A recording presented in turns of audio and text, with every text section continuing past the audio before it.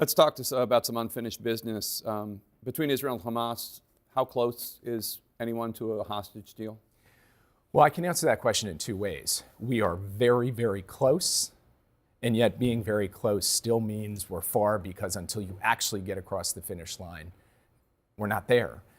We have right now President Biden's top Middle East advisor, Brett McGurk, in Doha. He has been there for a full week, hammering out with the mediators the final details of a text to be presented to both sides, and we are still determined to use every day we have in office to get this done.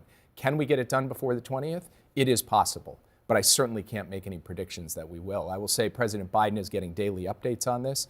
He is likely in the near term to engage with Prime Minister Netanyahu, and we are not, by any stretch of the imagination, setting this aside. There is a possibility this comes together. There's also a possibility, as has happened so many times before, that Hamas in particular remains intransigent.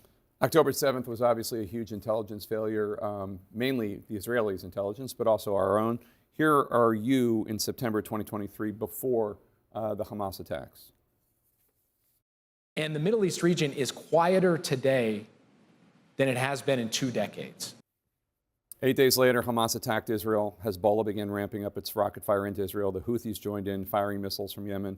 What did the Biden administration, the Israelis, the West miss about Iran's readiness to go at Israel on all these fronts, Hamas, Hezbollah, the other militias, and the Houthis? Well, first, Jake, you cut that clip pretty well, because the sentences before it, I said, this could change in an instant.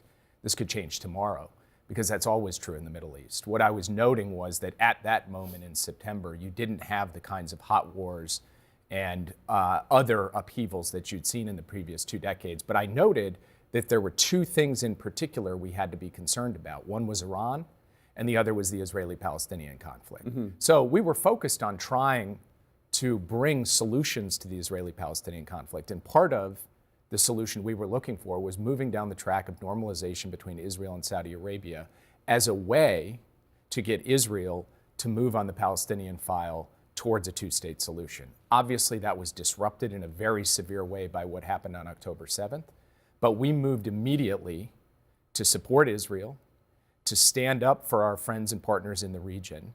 And if you look today at where we are, Iran is at its weakest point since 1979.